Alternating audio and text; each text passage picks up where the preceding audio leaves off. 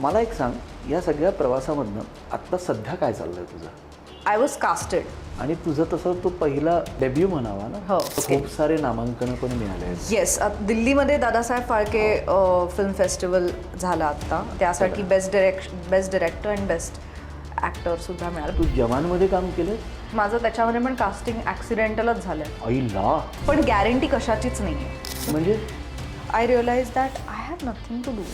So मला आजही Marathi films येत नाहीत. का? खूप लोक हर्ट झाली होती. आयुष्यभरासाठी ट्रॉमा बसेल वगैरे. कसला trauma trauma? I have no answers for that. Really I don't know the reason. म्हणजे ते ॲक्च्युली व्हॉइस फोरच्या आधीच ॲक्च्युली त्याचं शूटिंग झालं होतं मला असं वाटतं. इतके वर्ष थांबलाय एका चांगल्या फिल्म करता. ती फिल्म आता झाली आहे पण ती रिलीज होत नाही आहे. त्यामुळे मला असं होतं की मला दोन्ही दगडांवरती पाय नाही ठेवायचे. तू जेव्हा सुरुवात केली तेव्हा तुला पार्टीजच्या ऑफर आल्या होत्या? खूपदा झालं. डबल ढोलकीवाली लोक. तुझी प्रेमाची व्याख्या काय आणि लग्नाची व्याख्या काय? प्रेमाचा आणि लग्नाचा काहीही संबंध नाही.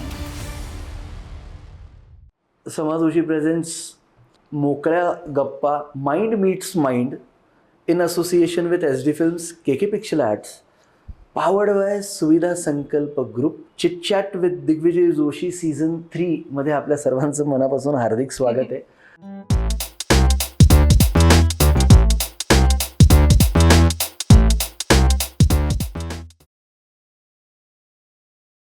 आणि आज आमच्याकडे ऋतुजा आलेली आहे. वा, वा, बघा वा. किती पायगुण लाभलाय.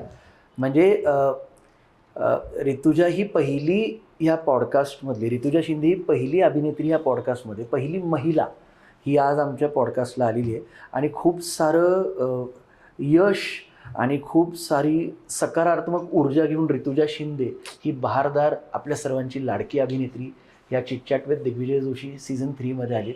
ऋतुजा नमस्ते. नमस्ते. नमस्कार. नमस्कार. खूप साऱ्या गप्पा मारणार आहोत आपण. पण तू आधी हे पण सांग की आपली ओळख आपल्याला आज नव्याने कळली आहे. हो, ती तर सांगतो. म्हणजे आय वॉज व्हेरी आम्ही सरप्राइज्ड. दोघं एका पुण्यामध्ये एक मेळा आहे मोठा, त्याच्यात आम्ही हरवलो होतो. अभिनव विद्यालय. अभिनव इंग्लिश मीडियम स्कूल. ते काय दोन्ही फिल्मी लोक बसल्यानंतर अशाच गोष्टी होतात. तर बेसिकली आत्ता बोलता बोलता कळालं की मी अभिनव इंग्लिश मीडियम स्कूलमध्ये होतो आणि ही माझी ज्युनियर होती.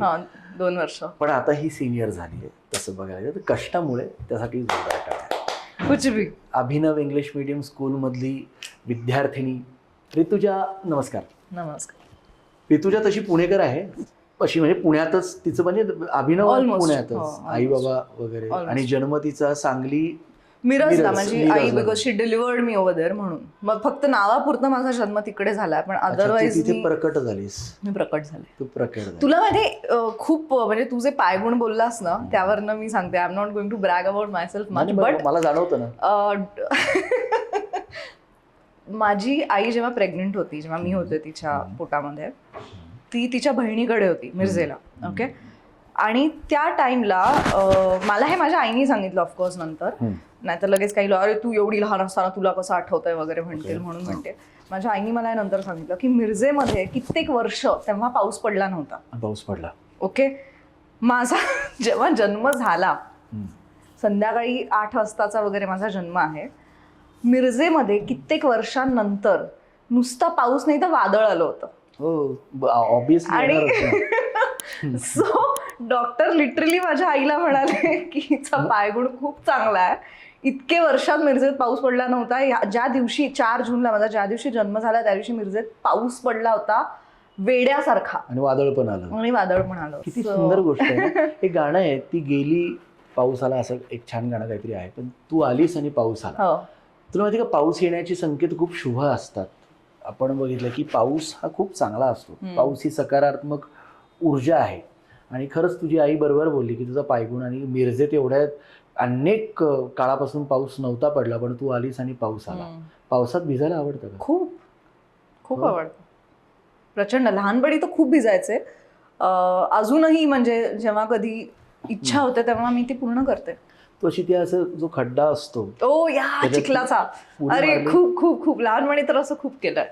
हो का? आणि अमोला तुला माहिती असेल तर तुझी बहीण, माझी फ्रेंड, तुझी फ्रेंड, तुझी सॉरी, क्लासमेट. हो माझी क्लासमेट.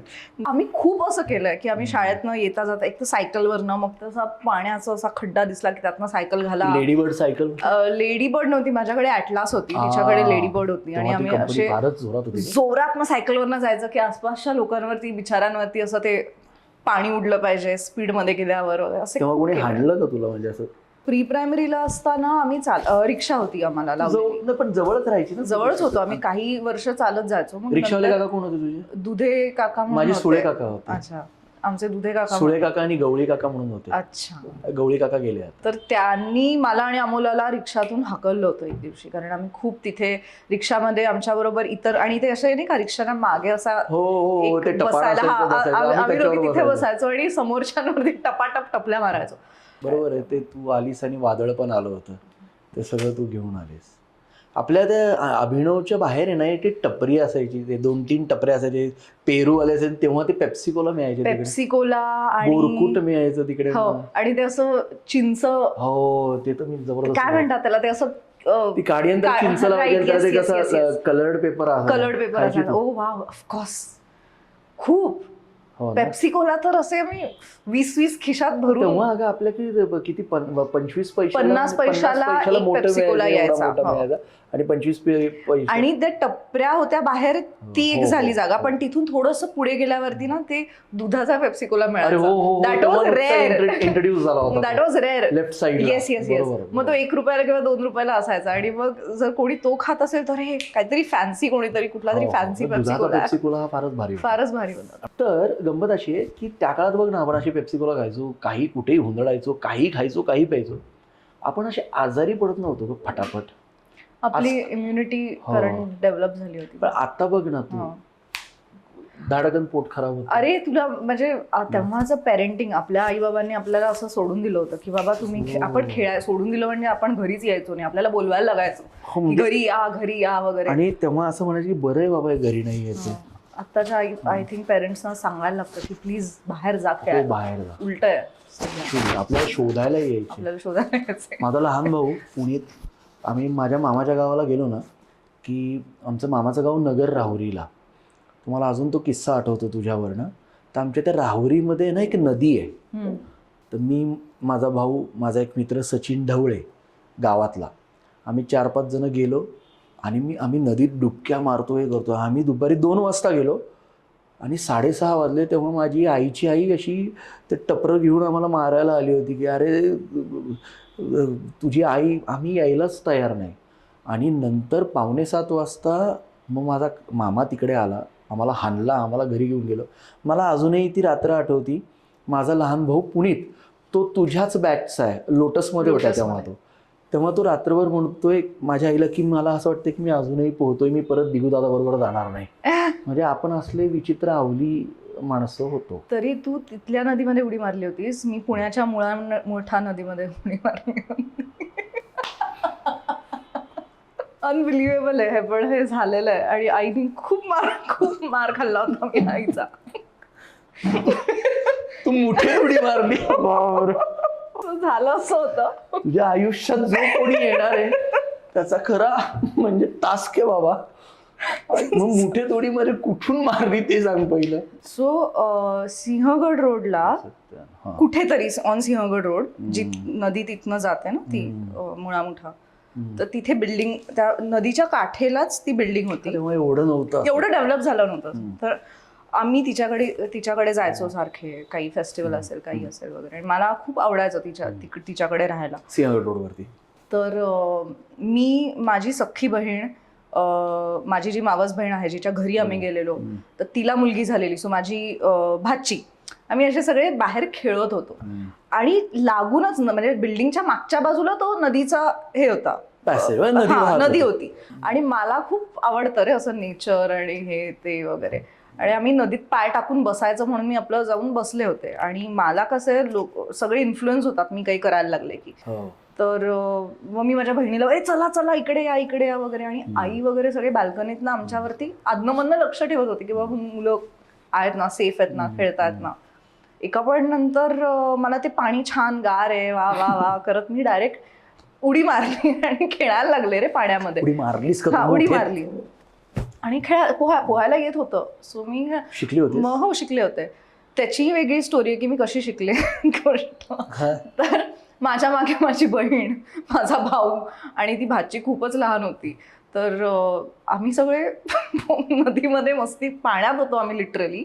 पण खोल होतं ना? अगदी तेव्हा नाही, अगदी आत नव्हतो आम्ही, जस्ट काठाला आम्ही एक्सपेरिमेंट. तू जो कांड केला त्याच्यामुळे तुझ्या सगळ्या भावंडांनी आणि बहिणींनी पण उडी मारली हो त्याच्यात. हो. आणि नंतर असं झालं की कोणीतरी समोरच्या बाजूनी म्हशी सोडल्या पाण्यामध्ये. ठीक आहे.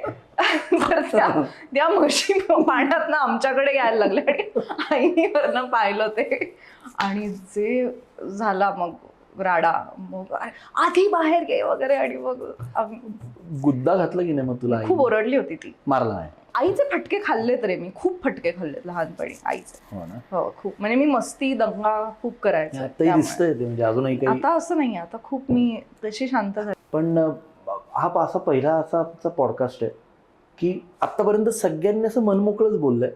तू असा कधी पॉडकास्ट असा अनुभव नसेल आला ना की एवढं तू मोकळं बोलतेस वगैरे? Not really. कारण बऱ्याचदा असं होतं की आपण खूप गोष्टी ठरवून की आपण ह्या विषयावर बोलू किंवा हे असं बोलू असं. पण आता नावाप्रमाणे मोकळ्या गप्पा आहेत. सो बेसिकली आपण आता मला आनंदाने सांगायला आवडेल की आत्तापर्यंत या पॉडकास्टमध्ये सगळे वेळेत आलेले आहेत. ऋतुजानी मला काल सांगितलं की मी बरोबर 11:30ला पोहोचेल आणि ऋतुजा ही 11:28ला पोहोचली. हो का? हो बरोबर. हो का म्हणजे ह्या सगळ्या गोष्टींचा बघ ना, एक पंक्च्युअलिटी खूप, पंक्च्युअलनेस खूप येतो. आय थिंक मी तो मेसेज केला की मी हो, कारण इथे रेंज. हा राईट. ह्या गोष्टी फार इम्पॉर्टंट असतात, जे आपल्याला लहानपणी ह्या सगळ्या गोष्टी आपण ज्या अपब्रिंगिंग मधनं आलो, मग तेव्हा तुझा अभिनवमध्ये हे सगळं. तुला माहितीये आपली बेस्ट स्कूल होती. म्हणजे मला अजूनही बरीच लोक असं म्हणतात की अभिनव आणि असं तसं, पण I think we had the best teachers. माझ्या प्रिन्सिपल पै टीचर होत्या. Same Pai ma'am. हो. अरे वा. माधुरी जेऊरकर टीचर, मग वर्षा फुले. हो, वर्षा फुले मॅम. त्या आहेत माझ्या टचमध्ये. आहेत? हो हो, त्या टचमध्ये आहेत. येस. तुला माहितीये इतकं स्वीट जेस्चर, मी जेव्हा लडाखला गेले होते शूट इंट्रोगेशन, तेव्हा मी एक स्टोरी टाकली होती फेसबुकवरती. एक स्टोरी टाकली होती फेसबुक इन्स्टावरती आणि त्या मला फॉलो करतात. तर त्यांनी ती स्टोरी बघितली की I am travelling to Ladakh.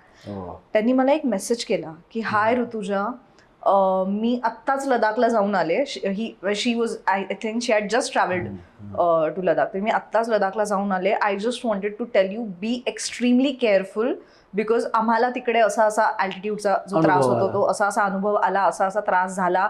So we had to cancel the trip and we came back. I just want to make sure that you are okay and you travel safe. आणि हे carry कर वगैरे वगैरे. म्हणजे I was like की एका आईसारखी काळजी. हे आपल्या आईनंतर ज्या आपल्याकडे खूप काळजी द्यायच्या त्या टीचर. पण बघ ना, म्हणजे इट्स नॉट इवन की मी रोज त्यांना आता भेटते किंवा आपण रोज आता त्यांच्या कुठल्या क्लासला जातो किंवा काहीच नाही. म्हणजे शाळा सुटल्यापासून 10 वर्ष भेटच झालेली नाहीये.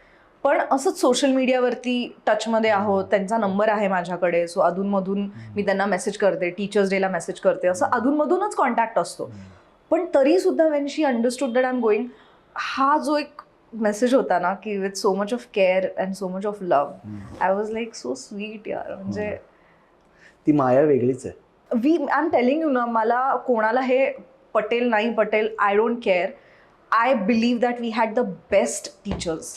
We had the best teachers. We had the best and also we had that great time. We had that great time. We had best teachers. फार लकी आहोत. खूप लकी आहोत आपण.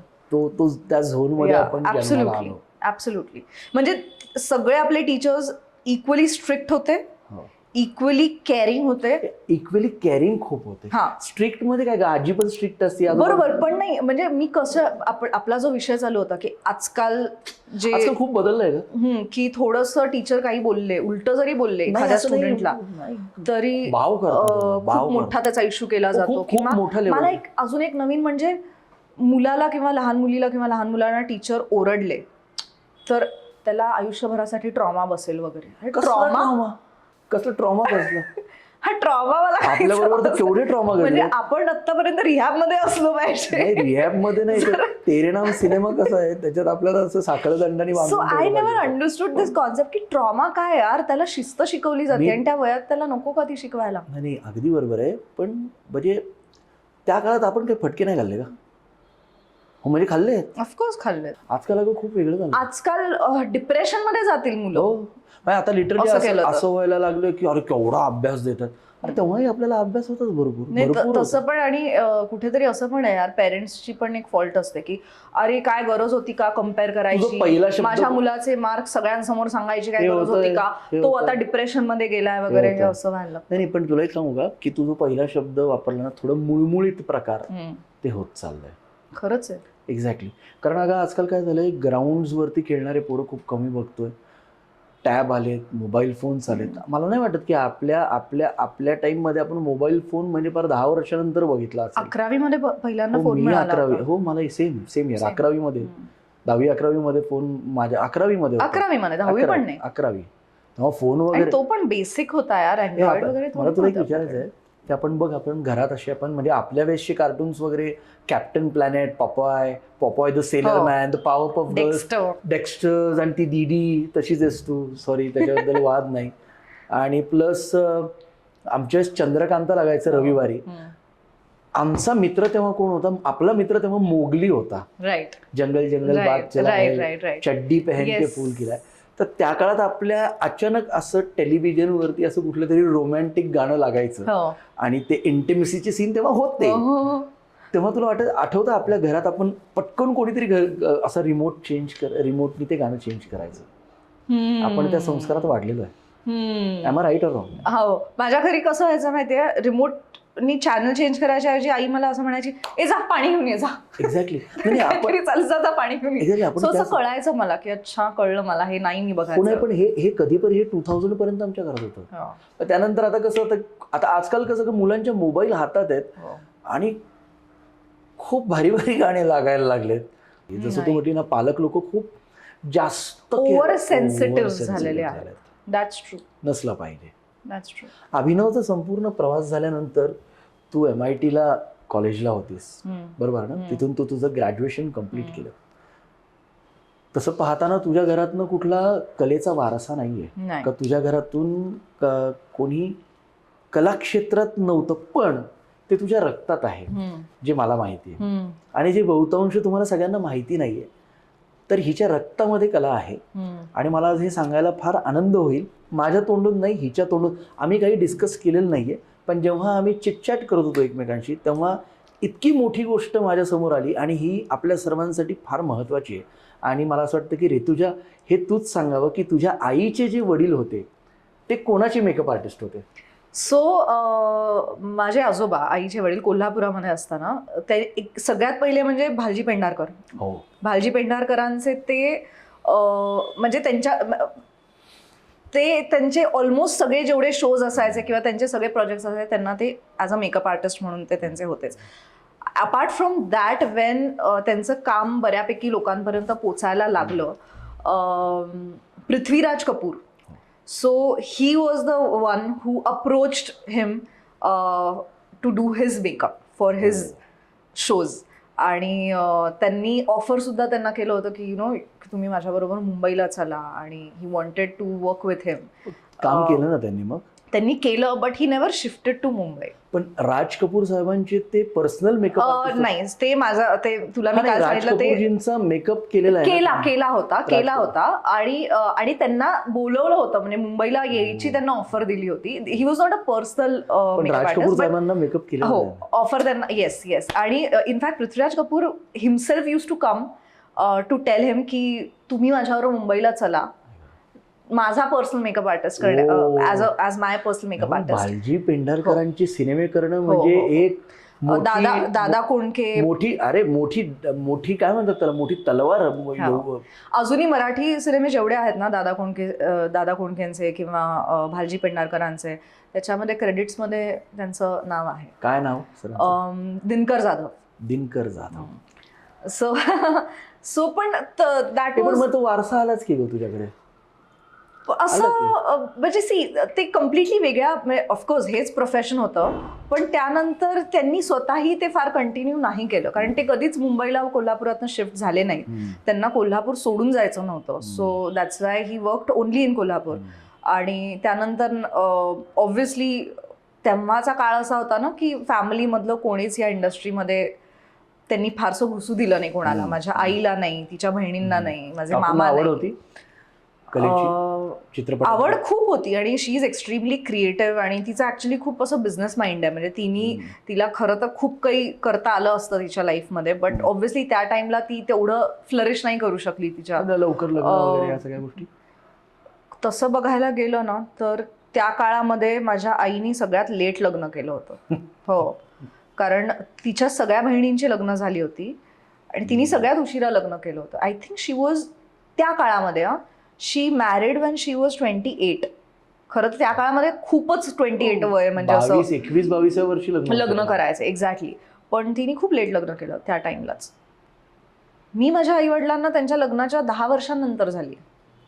ओ येस. पण तू मला सांग की मग तू जेव्हा ग्रॅज्युएशन कम्प्लीट केलं तर त्याच्या आधीपासूनच तू म्हणजे या अभिनय क्षेत्रात सुरुवात केली होती का कसं? म्हणजे मी actually I was very inclined towards dancing. मला डान्स करायला खूप लहानपणीपासनं आवड होती आणि मी करायचे. म्हणजे ते नॅचरली खूप लहानपणीपासून. अगदी मी 5 वर्षाची असल्यापासून टीव्हीवरती गाणी लागली की मी नाचायला लागायचे आणि ते असं इनबिल्ट होतं. असं मी कधी फॉर्मल ट्रेनिंग मी नंतर घेतलं, पण मी नॅचरलीच चांगली म्हणजे डान्स करायचे मी. सो मग माझ्या आईने ठरवलं की आपण हिला एका डान्स क्लासला घालू, बिकॉज लाईक आय सेड की एक खूप ऊर्जा माझ्यामध्ये नेहमी असायची. I was like over enthusiast kid आणि अशी एनर्जी इतकी कुठून असायची ना माझ्यामध्ये की मग दंगा करा, मस्ती करा, खेळा, हे करा, ते करा, फिजिकल ऍक्टिव्हिटी. मला सतत काहीतरी धनुष्यबाण घ्या, तलवारी घ्या, त्याच्याकडे येणार आहे आम्ही. सो धनुष्यबाण. त्यामुळे I was very active in sports. I was very active in extra curricular activities लहानपणीपासून. तर मग मी डान्स शिकले. कुठल्या इन्स्टिट्यूटमध्ये शिकला डान्स? सो प्रभात रोडला माझं मंगेश लेले म्हणून होते. अच्छा, मी मंगेश लेलेंकडे जायचो. ओके. तेव्हाचं म्हणजे खूप मोठा ओके बिग नेम. तू कोणाकडे? प्रभा जंगम म्हणून आहेत, होत्या म्हणजे त्या आता खूप कथक शिकवायच्या. सो त्या बिरजू महाराजांच्या स्टुडंट होत्या. सो आमचे जे असे अॅन्युअल शोज व्हायचे आमच्या कथकच्या क्लासेसचे, सो तेव्हा बऱ्याचदा ते यायचे स्वतः त्या शोजला, बिरजू महाराज. सो मी खूप लहान होते तेव्हा, 4थीत वगैरे असताना मी आईनी मला डान्स क्लासला घातलं होतं कथक शिकायला. आणि 4 वर्ष मी कथक शिकले. मग त्यानंतर मला वेगळे डान्स स्टाईल शिकायचे होते. मग अभिनय कसा? मला आठवतं की तुझा पहिला हिंदी सिनेमा जो होता, बघा हिचं एक काय म्हणतात ना, एक अद्भुत रसायन आहे डान्समध्ये. तर तिने खूप सुंदर कामगिरी केली. तिचा जर डान्स तुम्हाला पाहायचा असेल तर मी ह्या पॉडकास्टच्या माध्यमात काही तिच्या अशा क्लिप्स दाखवणार आहेत की अक्षरशः पाहावं, माणूस पाहतच राहतो. आणि एवढी उत्तम फ्लेक्झिबिलिटी आणि एवढा फ्लेक्झिबलपणा डान्समध्ये आहे. आणि आपण म्हणतो ना, त्या काळातले आपले डान्स वेगळे होते, म्हणजे तेव्हाची गाणी पण वेगळी होती, पण बीटवरती जी अदाकारी आहे आणि बीट न चुकता परफेक्शन असणं. तर मी डान्स बघितले तुझे. ओके. मला असं आठवतं की 2006-07-08 साली एक पोस्टर आणि एक ट्रेलर आला होता ज्याच्यात खूप मोठे मोठे अभिनेते होते. मिलिंद गुणाजी सर होते त्याच्यात, आणि एक पुण्यातील डॅम्बिस व्यक्ती, म्हणजे डॅम्बिस मुलगी असं म्हटलं तरी झालं, जी शाळेत खोडकर होती. पण तिने उडी मारली एका हिंदी चित्रपटात आणि त्यात तिने सुंदर असा अभिनय केला.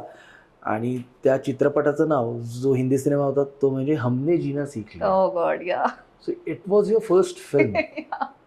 It was your first film. हो, पहिला पिक्चर. टेक्निकली हो, फर्स्ट. टेक्निकली पहिलं म्हणजे फर्स्ट फिल्म असंच म्हणते. आता फोटोज तर बघतायत की जिनी त्या सिनेमात उडी मारली आणि स्वतःचं करिअर सुरू केलं, तो हमने जीना सीख लिया. त्याच्यात तू होतीस मृण्मयी देशपांडे होत्या, अभिनेता सिद्धार्थ चांदेकर होता, आणि तुझं तसं तो पहिला डेब्यू म्हणावा ना. हो, 10वीत होते मी. 10वीत होतीस तू. प्रिलिम्स चालू होत्या, मला आठवतं जेव्हा आमचं शूटिंग सुरू होणार होतं तेव्हा जस्ट माझे प्रिलिम्स संपले होते, आणि प्रिलिम्स संपले का सेकंड स्केड्यूलला पहिलं स्केड्यूल झालं आणि दुसऱ्या स्केड्यूलच्या मध्ये प्रिलिम्स होते, असं काहीतरी होतं. I vaguely remember. कशी संधी मिळाली तुला? सो मी ज्या इन्स्टिट्यूटमध्ये डान्स शिकवत होते आणि शिकत होते, I was working as a instructor also वर there. So in fact I was working as a instructor मी ॲज अ स्टुडंट जॉईन झाले होते when I was in 8th standard, आणि 9वीमध्ये असताना आय बिकेम अ इन्स्ट्रक्टर. पण मग तुला पगार वगैरे मिळत होता?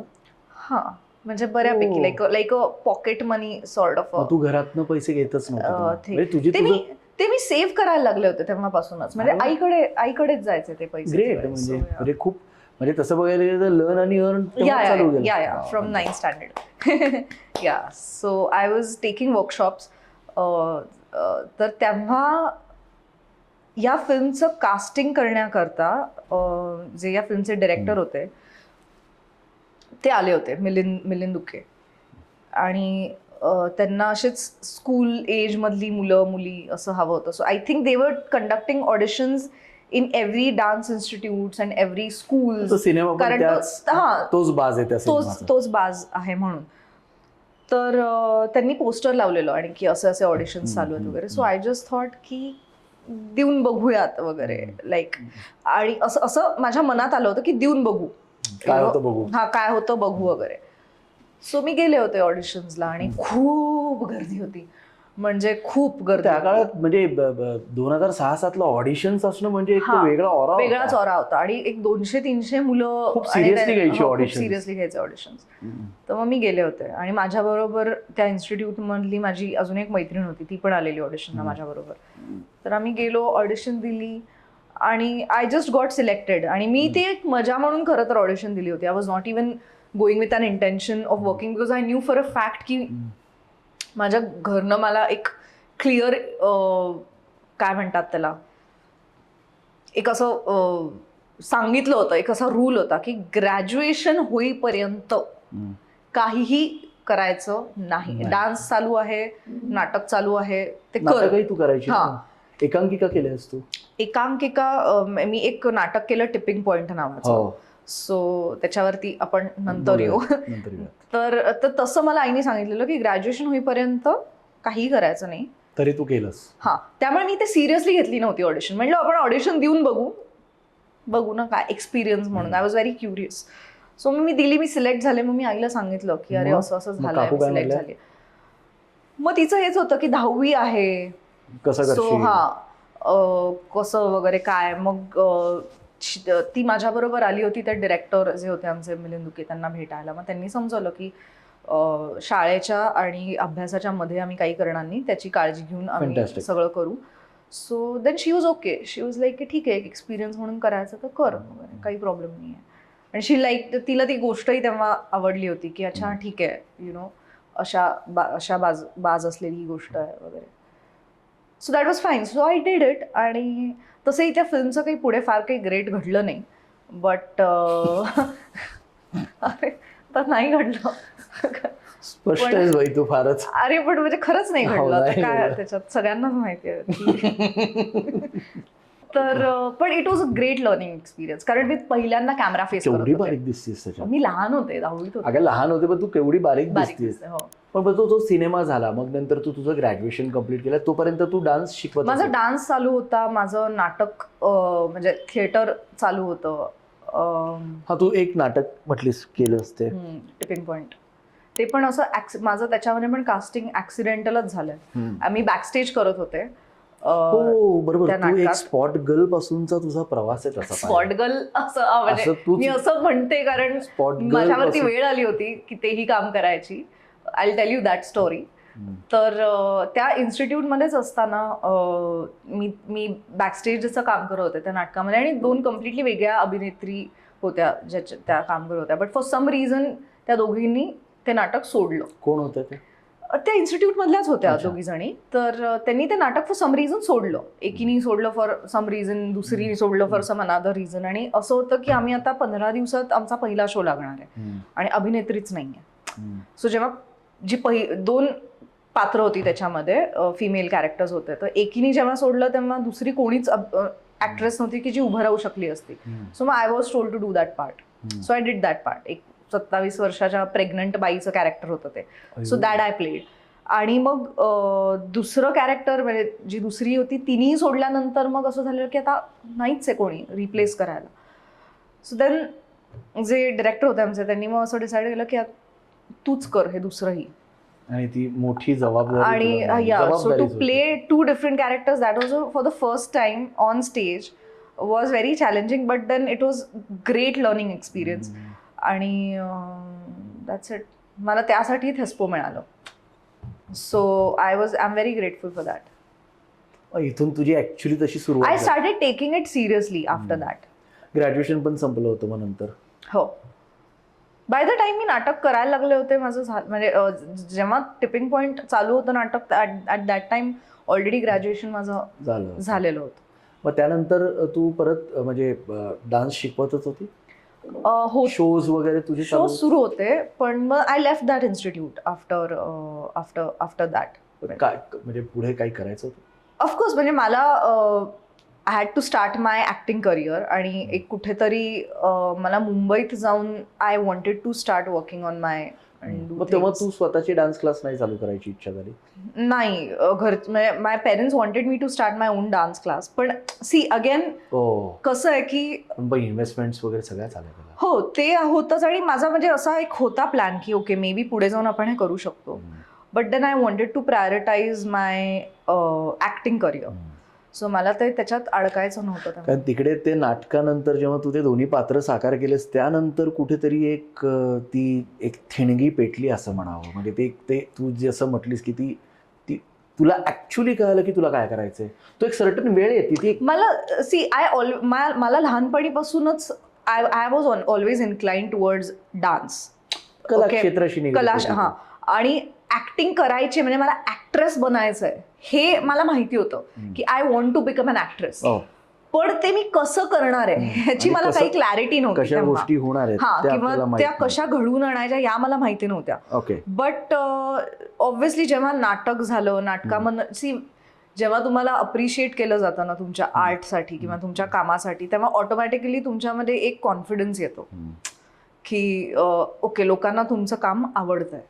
सो जेव्हा ते नाटक करत होते आणि ते नाटक करत असताना जेव्हा बरीचशी लोक ऑडियन्समध्ये येऊन मला बॅकस्टेज येऊन भेटायचे आणि मला सांगायचं की म्हणजे आम्हाला वाटत नव्हतं की म्हणजे तू खरंच असं तू रडत होती स्टेजवरती तर आम्हाला रडू येत होतं वगैरे. So then I started feeling की okay I am able to connect with the audience, I am able to emote myself in a right way. पण मग जेव्हा हे तू सगळं सुरू केलं, तुझे ऑडिशन्स चालू केले, तर मग असं कधी घडलंय का की असं मी खूप ठिकाणी ऐकलंय रे तुझ्या की जेव्हा एखादा माणूस आहे ना त्याचे स्वप्न साकार करायला झेप घेतो, युअर अ फायटर, आणि त्यानंतर जेव्हा तू इन्स्टिट्यूट सोडल्यानंतर जेव्हा तू स्वतःच्या स्वप्नांच्या दिशेला स्वप्न साकार करण्यासाठी निघालीस, तेव्हा असं म्हणतात अगं की आपल्या आजूबाजूचेच लोक त्याच्यात खो घालण्याचा प्रयत्न करतात. अशा काही किस्से झाले तुझ्याबरोबर? खूप झाले इनफॅक्ट. खूप झाले. या म्हणजे काय होतं ना की इन दॅट एज ठीक आहे, जेव्हा तुम्ही नाटक करत असता किंवा तुम्ही कुठल्याही ग्रुपशी निगडीत असता, आणि आय थिंक हा प्रत्येक आर्टिस्टच्या लाईफमध्ये हा एक फेज येतो असं मला वाटतं की आपला एक कम्फर्ट झोन झाला असतो. सो जेव्हा आता नाटकांचे सुद्धा ग्रुप्स असतात बघ, कॉलेजमध्ये जे फॉर्म होतात की एकांकिका असते, पुरुषोत्तम असतं, हे असतं. मी कॉलेजच्या तर्फे कधीच नाटक केलं नाही, पण कारण मी इन्स्टिट्यूटमधनं करत होते. तर एक ग्रुप जेव्हा तुमचा फॉर्म होतो ना आणि तुम्ही इतके कम्फर्टेबल असता त्या ग्रुपमध्ये की काय होतं ना की तुम्हाला त्या लेवलवरती खूप लोक अप्रिशिएट करत असतात की अरे काय डान्स करते यार, एक नंबर डान्स करते, किंवा काय भारी काम केलंय नाटकामध्ये. काय होतं ना की बट व्हॉट हॅपन्स इज ना, तुम्ही इतके त्याच्यात रमून जाताना त्या 4 कॉम्प्लिमेंट्समध्ये की कोथरूडमधली लोक वाह करतात, ह्याच्यातच बऱ्याच लोकांना सॅटिस्फॅक्शन असतं. असं नाही झालं पाहिजे का? असं नाही झालं पाहिजे, कारण मग तुम्ही बरीच लोक तिथून बाहेर नाही पडू शकत की म्हणजे मी इथे मला सगळे ओळखतात किंवा माझं काम इथे अप्रिशिएट होत आहे, यु नो. मग तो एक जो कम्फर्ट झोन फॉर्म झाला होता, ज्यामध्ये मी स्वतः बघत होते की खूप मीही एक टाइम होता जिकडे I was getting very comfortable in that space where I was not having those guts to fall out of that group.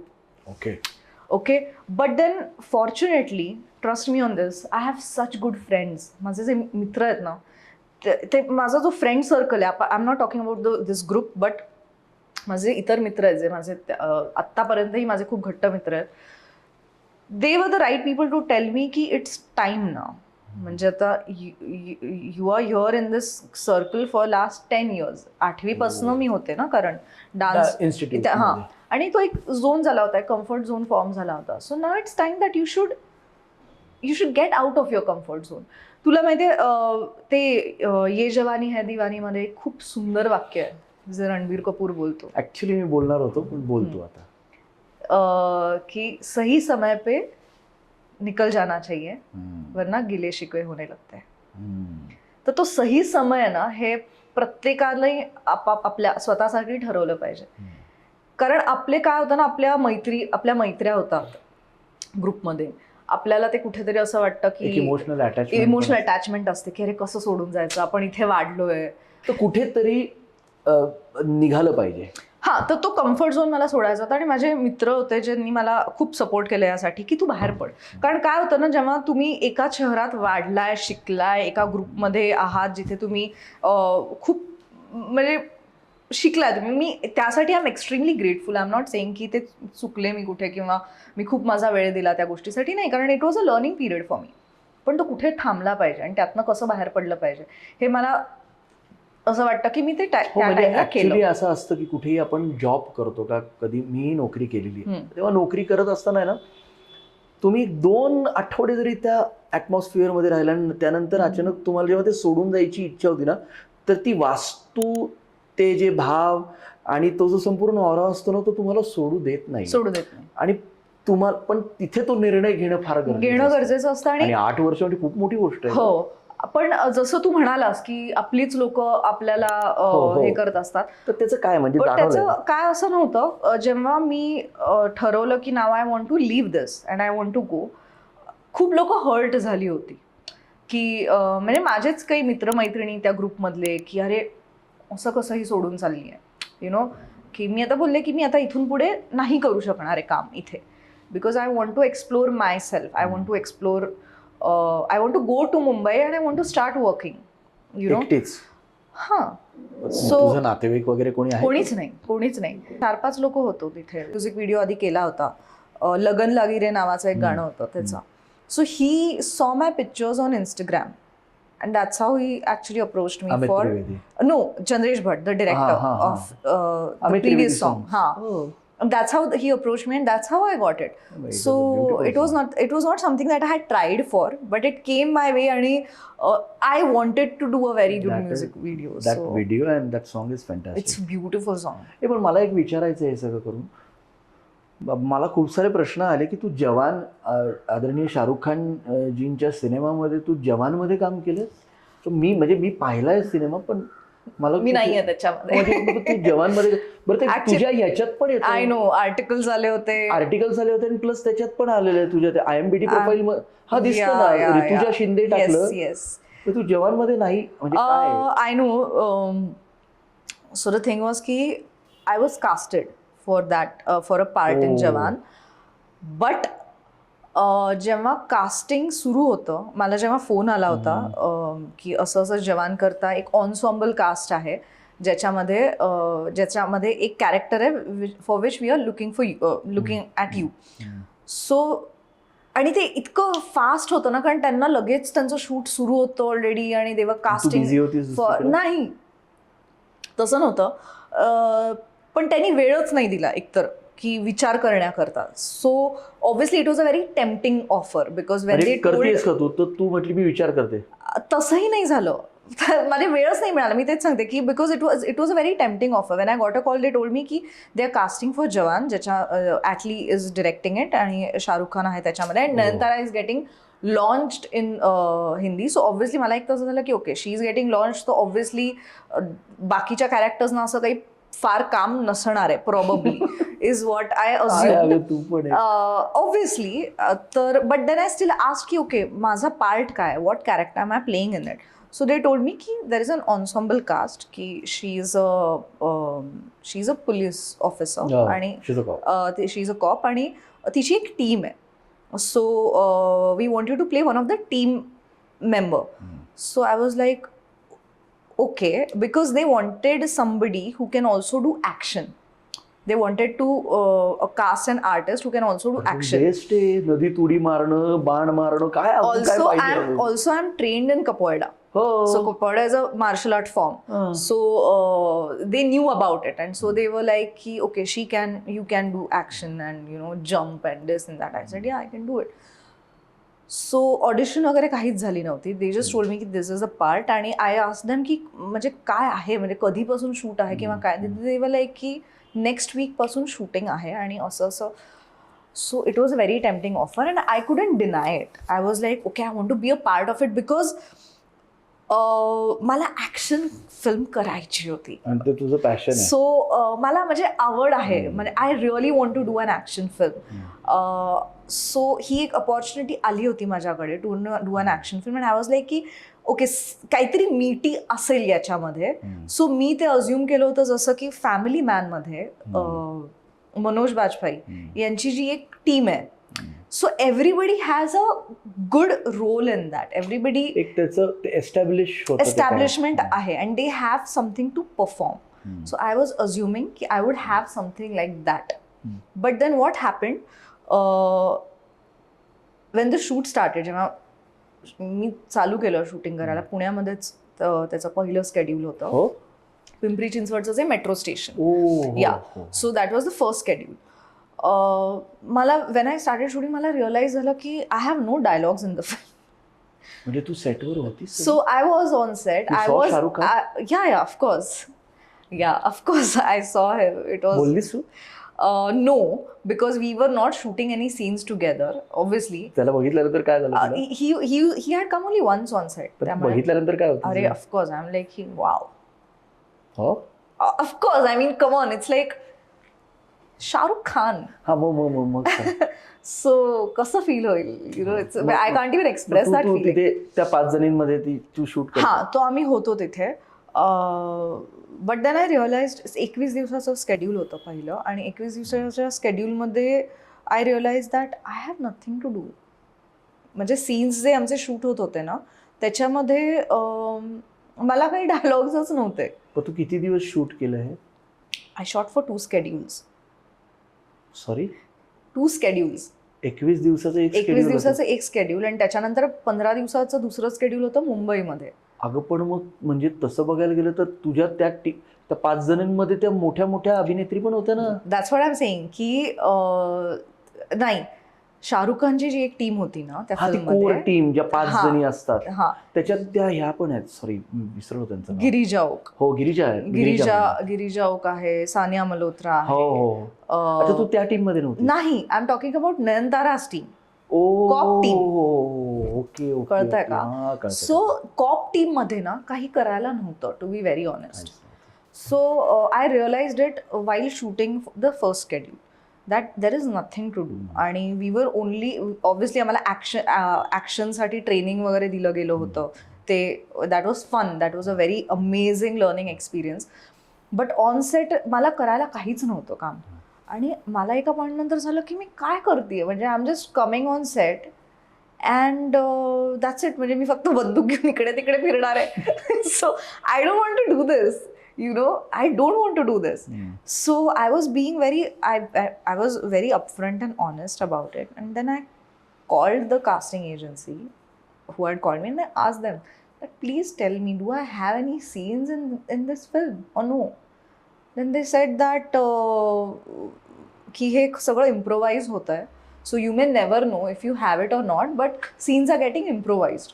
And I am like की I don't want to do it that way because I don't want to be seen in such a big film doing nothing. कळतंय का? कळतंय. So मला नकोय की मी उद्या थिएटरमध्ये जाईन आणि एवढ्या मोठ्या फिल्ममध्ये कुठेतरी उभी आहे फक्त बंदूक घेऊन. I don't want to do that. I don't, because I am an actor. समोर आलं ते. I am an actor. I want to act. I don't want to stand doing nothing over there. आणि मग तुम्ही मला का कास्ट केलं ना, म्हणजे मग तुम्ही कोणालाही कास्ट करू शकला असतात. वाय मी? सो दॅट्स वाय सेकंड स्केड्यूलच्या वेळेला मग I actually spoke with the director directly. मी because he was very sweet. He was he was extremely sweet. बोलली या आय वॉज शूटिंग ना विथ देम. आणि काय म्हटले? अरे I showed him my Instagram dance reels and all, and he was very happy, like wow yaar, you're such a great dancer. आणि बोलायला तो खूपच म्हणजे he is too good and very sweet gentleman. काय म्हटले? Extremely. So I told him, sir, I'm not doing anything from first schedule. So I really want to ask you whether I really have any dialogues, any scenes in this film or no. Because when I was casted, I was told that it's one of the primary characters. But मी काहीच आतापर्यंत मी एकही dialogue बोलली नाहीये film मध्ये. मराठीत बोलायचं ना. अरे दादा, अरे भाऊ, काहीतरी चांगलं कॅरेक्टर काढ. So then he told me की see, we are improvising every scene. So शब्दाला फिक्स होता म्हणजे. हा, की we are improvising every scene. So we don't know whether you know, but we are trying. पण मग ते असं आहे की अरे ओके, 4 लोकांमध्ये एखादा कुठला तरी डायलॉग, म्हणजे it's like it's not something I wanted to do. तो I told him very politely आणि ही अंडरस्टूड माय पॉईंट. म्हणजे असं नव्हतं कुठे की त्यांनी ते फार असं चुकीच्या वेमध्ये घेतलं की अरे आता ही कसं नाही म्हणतीये after committing for a film. तसं नाही. I told him very politely. म्हटलं sir, I am an actor. मी काही फिल्म्स केलेल्या आहेत ज्याच्यामध्ये मी म्हणजे चांगले रोल्स केलेले आहेत आणि I don't want to, this is a huge film. I don't want to be not doing anything you know. So if नसेल जर काही याच्यामध्ये तर please let me know. I don't want to do this. मग काय म्हटले ते? So he was like, no, I understand. I genuinely understand. And he had no idea that the casting agency had told me that it is one of the primary characters. Oh, म्हणजे त्यांना माहितीच नाही. त्यांना माहित नव्हतं. So then I told him, then sir, I won't be able to do it. Then he said, no problem. I totally get it, no problem. And that's it. Then I called the casting agency and I told them that I'm not doing the film anymore. मग काय म्हटले? Then they questioned की but how come, but कारण सगळ्या ह्याच्यात तू दिसतीस आणि मग अचानकच तू गायब झालीस. बट तोच बघ ना, तू विचार कर की मी इतके दिवस शूट करून सुद्धा तू दिसलीस, मी दिसलीच नाहीये. आईला. सो ह्याचा अर्थ तो पार्ट एनिवे इम्पॉर्टंट नव्हता. कळतंय का? So I don't regret leaving that film, but I didn't wanted to be a part of such a big film and not do anything. पण मानधन घेतलंच सगळं. ऑफकोर्स, बिकॉज माझा वेळ गेला ना तेवढा. मी डेडिकेटेडली त्या नाही म्हटलं तरी आसपास एक 35-40 दिवस गेलेस तुझे. या अरे of course they paid, definitely they paid, but I told them की this is not what I had signed up for. बरोबर आहे. आणि आज इतक्या मोठ्या प्रमाणात आणि इतके चांगले कामं, चांगले पात्र तू निभावलेस आणि त्याचं तू एवढ्या मोठ्या बॅनर्सच्या, म्हणजे इट वॉज लाईक की एक्स्ट्रा आर्टिस्ट असतात ना सेटवर, एक रोल असतो. हा, ते पाहिजे ना ग. तर ते तसं ते मला कुठेतरी वाटायला लागलं होतं. सो आय एम लाईक की I don't want to do this. Point आहे. मला माहिती आहे असं एक जण मला आता मी खूप म्हणजे ॲड्स आणि सुरू असताना मला एक मध्ये फोन आला होता एका कास्टिंग एजन्सीचा आणि त्यांनी मला असं विचारलं की खूप काहीतरी असं अर्जंटमध्ये त्यांना काहीतरी एक लोकेशन अवेलेबल झालं होतं. सो त्यांना ते लगेच करायचं होतं शूट आणि असं 2 दिवसावरती शूट आहे. Okay. And I was in Mumbai.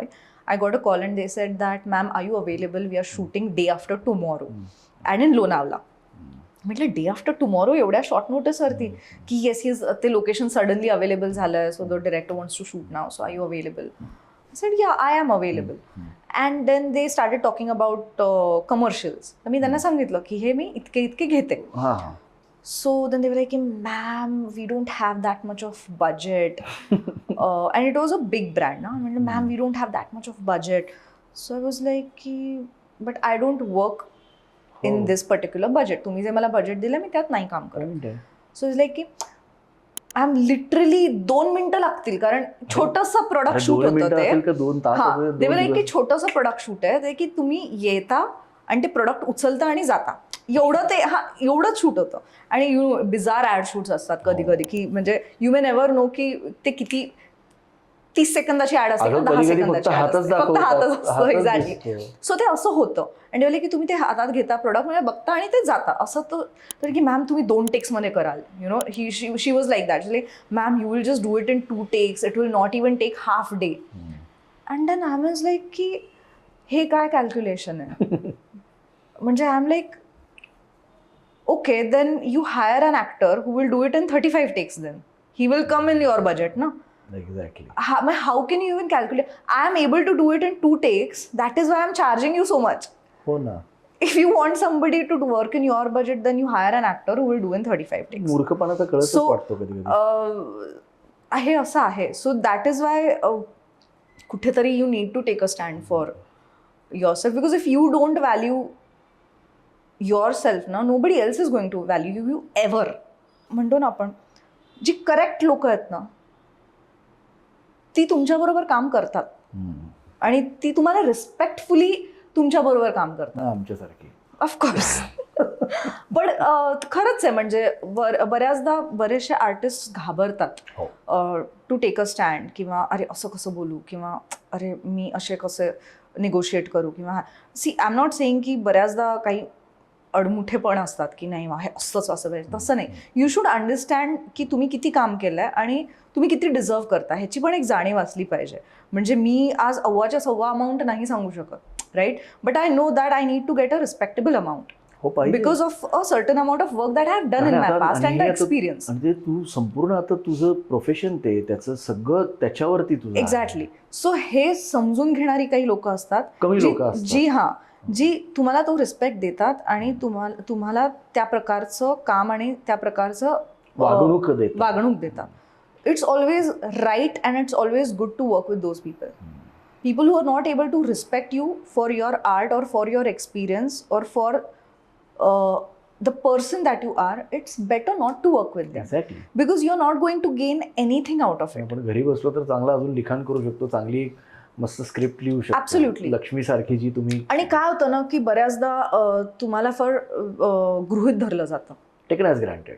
हां खूप गृहीत धरलं जातं की आता एखादा प्रोजेक्ट मी समजा केला जरी ओके ओळखीमुळे कोणाच्या की अरे माझा मित्र डिरेक्ट करतोय किंवा तो प्रोड्यूस करतो तू प्लीज करशील का वगैरे आणि आपण करतो पण यार. मी किती प्रोजेक्ट्स विदाऊट पैसे केलेले आहेत. हो खरंच केलेत की कोणाचं तरी ओळखीचं आहे बजेट नाही आहे अच्छा ठीक आहे ओके पण असंच म्हणजे हे कसं परवडणार मग. हे मी केलेलं आहे पण मी तेच सांगते की मी हे माझ्या चुकांमधनं पण हे मी शिकलेली आहे की मी हे केलेलं आहे पण मग काय होतं ना त्याची किंमत नाही ठेवत लोक. फुकट मिळालं ना की त्याची किंमत मग ते असं बोललं जातं की अरे पण तू त्या प्रोजेक्टला तर केलं होतंस ना असं होतं. अरे म्हणून असं होतं की मी त्या प्रोजेक्टला केलं होतं म्हणजेच मी करत राहीन असं नाही आहे ना. सो मग तो ॲटिट्यूड बदलतो लोकांचा तुमच्या. बरं आहे तू ठाम स्पष्ट बोलतेस तेच फार महत्त्वाचं आहे आणि असंच ठाम आणि स्पष्ट राहिलं पाहिजे. काही काही लोक म्हणतात की ठाम आणि स्पष्ट असेल ना तर कामं जातात पण असं नाही आहे. ठाम आणि स्पष्ट राहिल्यामुळे तुमच्याकडे बघण्याची पद्धत बदलते आणि अजून तुम्हाला कामं मिळतात कारण स्पष्ट माणसाचा हा नेहमी विजय असतो असं म्हणून. ॲक्च्युली ना खूप जसं तू म्हणालास ना की ठाम आणि स्पष्ट याला अजून एक दुसरा अर्थ लोक लावतात ते म्हणजे रूढ किंवा असं वाटतं काही लोकांना की अरे ही खूपच अपफ्रंट आहे किंवा ही खूपच रूढ असं वाटू शकतं काही लोकांना. गेल्या 4 तास आपण बोलतोय आणि त्याच्या आधी आपण अनेक वेळा बोललो. आम्हाला अजिबात वाटलं नाही की तू रूढ आहेस. नाही तुला नाही वाटलं, that is because you are, तुला ती समज आहे म्हणून. पण काही लोक तसा अर्थ घेतात वेगळा, की त्यांना असं वाटतं की अरे यार ही खूपच अपफ्रंट मी बोलते. कोणाचं नाव नाही घेणार, पण एका मी गायक कलावंताला फोन केला होता आणि मी त्याला म्हटलं होतं की बाबा असं असं एक गाणं आहे माझं, एक हिंदी सिनेमाचं गाणं आहे, तर मी खूप छान संगीत त्याला दिलेलं आहे आणि तो माझा मित्र आहे चांगला.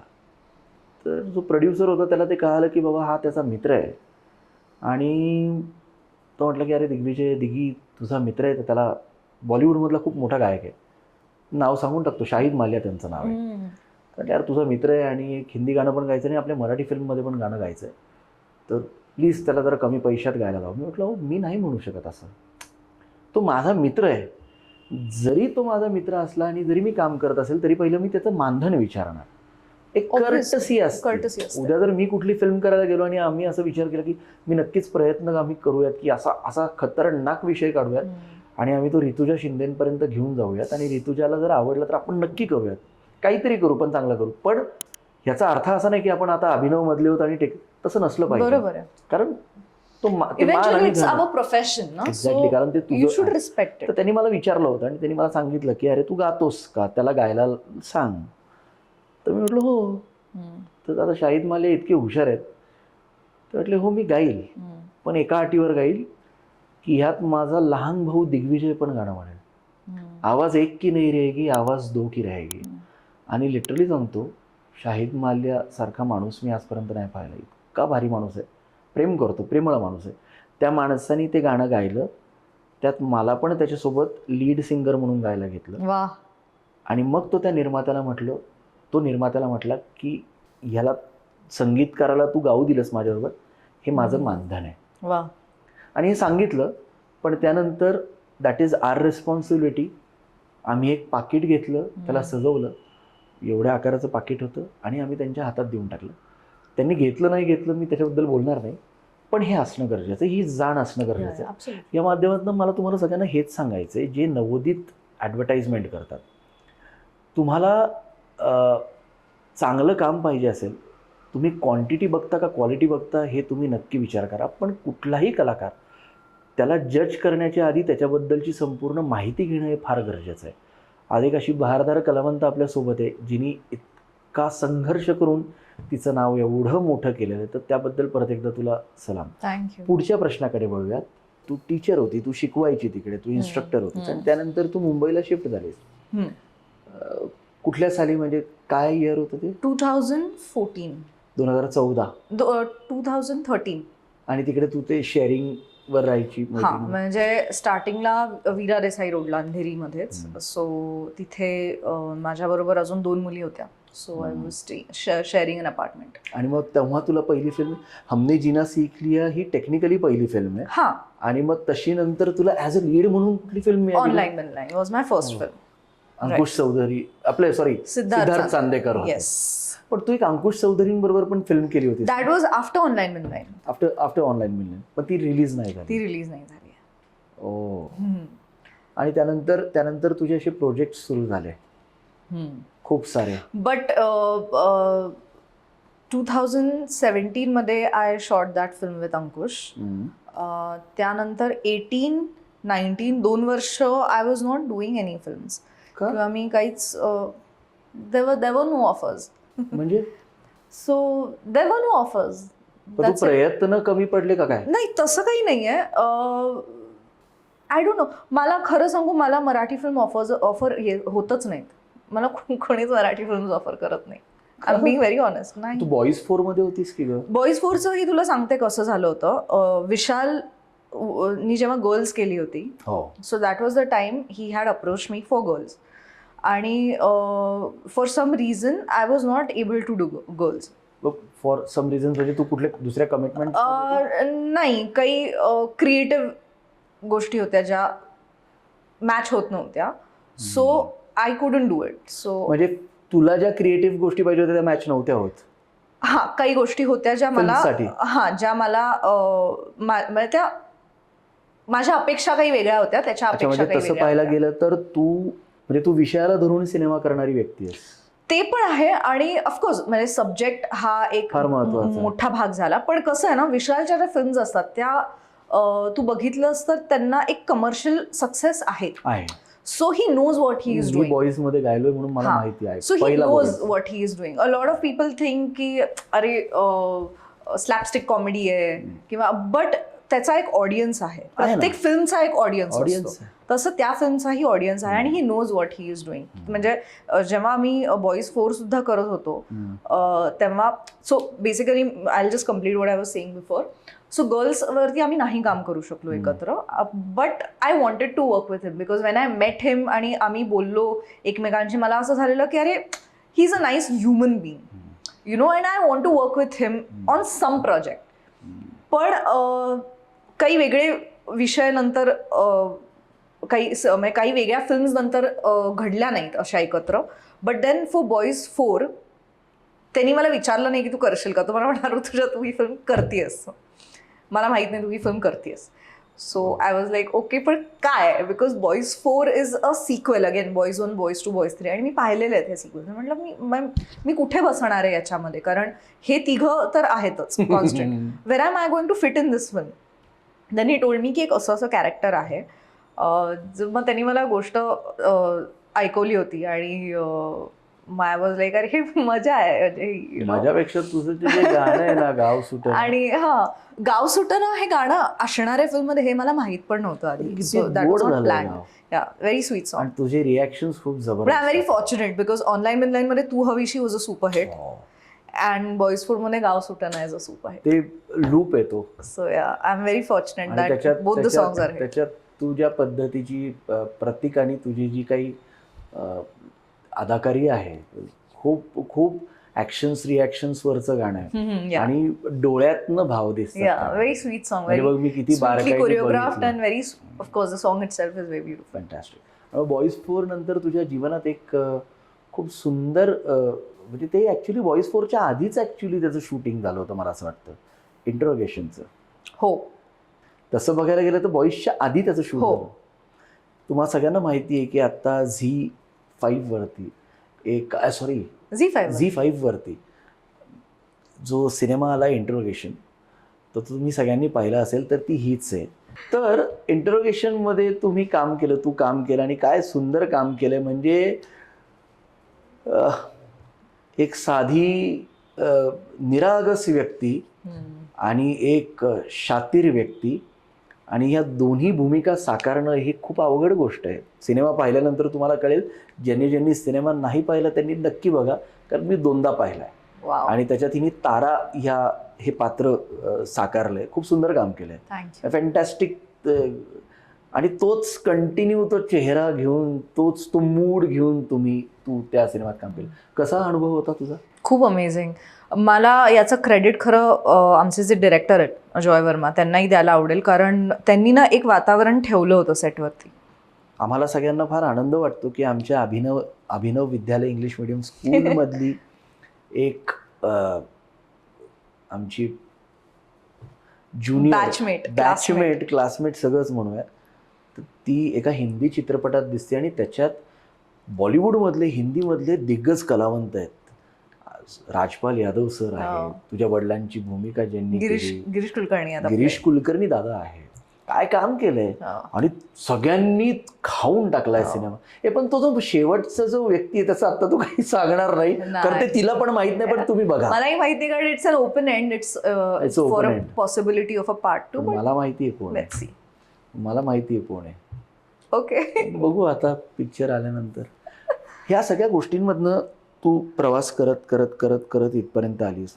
अमित त्रिवेदींबरोबर इतकं सुंदर तुझं एक व्हिडिओ सॉंग आलं, फॅन्टॅस्टिक गाणं आहे. त्याच्यात तू ती पूर्ण साडी घातलेली आहेस आणि तुझा त्याच्यातही सुंदर पद्धतीची अदाकारी आहे. खूप सुंदर गाणं झालंय ते मी नक्कीच लोकांना मी तुम्हा सगळ्यांना ती लिंक पाठवेल आणि तुम्ही ऐका. ऋतुजा, मला पुढच्या प्रश्नाकडे वळायचं आहे. ह्या सगळ्या गोष्टींमधनं तुझ्या जीवनात तू जसं सांगितलंस की तू खूप संघर्ष पाहिला आहेस. म्हणजे असं कधी झालंय की काम आलंय, तू सही केलेली आहेस, चेकही मिळालं आणि दुसऱ्या दिवशी तुला असं झालंय की अरे नाही आता हे काम नाही मिळणार, असं झालंय कधी? खूपदा झालंय. खूपदा झालं खूपदा झालं. म्हणजे तुला माहिती ऑनलाईन बिनलाईन 2015 मध्ये रिलीज झाली होती फिल्म, माय फर्स्ट फिल्म. 2015 हा, मध्ये त्यानंतर सिनेमा खूप उत्तम होता ग तो. हा, खूपच आणि उत्तम होता. They promoted it well, everything was चांगला गुड. झाला होता. पण हेमंत डोबळे होते त्यानंतर त्याच्यात. पण त्यानंतर मला एकही मराठी फिल्म परत ऑफर झाली नव्हती. म्हणजे अ lot of people called me and sed की माझी पहिली फिल्म आहे असं वाटत नाहीये, एक्सेट्रा एक्सेट्रा. काम आवडत होतं, तू हवीशी वॉज अ सुपर हिट हो. आणि अजूनही ते लोकांना आवडतं. हो. याच्या म्हणजे हे सगळं असून सुद्धा माझ्याकडे एकही मराठी फिल्म नव्हती. का? I have no answers for that. Really I don't know the reason, पण नव्हती. म्हणजे मग तुझं म्हणजे कशामुळे? कारण मला असं वाटतं की जेव्हा इतक्या मोठ्या प्रोडक्शन हाऊसची जेव्हा फिल्म मिळते, तर मी आता बघितलं की म्हणजे खूप मोठी उदाहरणं आहेत की त्यांना अनेक नंतर मराठी फिल्म्स मिळत गेल्या, असं मी सहज विचारतो. तर तसं नाही झालं. नाही, माझ्याकडे नाही तसं झालं. मला आल्याच नाही, मला ऑफरच झाल्या. मला आजही मराठी फिल्म्स येत नाहीत. मी लिटरली ऑन रेकॉर्ड सांगते, मला खरंच मराठी फिल्म ऑफर होत नाहीत. हे पण तू लक्ष्मी नावाची जी ती युट्यूब तुझं ती जी काय शॉर्ट फिल्म आहे. फॅन्टॅस्टिक आहे का ते? म्हणजे ते ती गाय आणि तू काय म्हणे? हे कसं तुझ्या डोक्यात आलं ग ते? ऍक्च्युली त्याच्यात ती गाय ना तुझ्याशी खूप कनेक्ट करायचा प्रयत्न करते, असं ऑन रेकॉर्ड झालंय, असं कॅमेरासोबत. हो, कारण खूप connected झाली. ती कनेक्ट होण्यापेक्षा मला त्या गाईशी कनेक्ट करायचं होतं, बिकॉज मला शूट करायचं होतं त्या गाईबरोबर. Task आणि होता ना. It was a task, it was definitely a task. मला ही शॉर्ट फिल्म करायची इच्छा होती खूप वर्षांपासून. माझा हा विषय होता माझ्या डोक्यामध्ये, आणि I was very clear, I wanted to direct it. I didn't wanted to act in it. पण तुला नाईलाजाने अभिनय करावा लागला, कारण आम्ही जेव्हा मी कास्टिंग करत होते या फिल्मचं, तेव्हा काही ऍक्ट्रेसेस होत्या, मला आता त्यांची नावं नाही घ्यायची, पण त्यांना मी अप्रोच केलं होतं फॉर दिस पार्ट, बट त्यांनी नाही केली ही शॉर्ट फिल्म, बिकॉज मग माहित नाही, म्हणजे for what ever the reasons they didn't do it.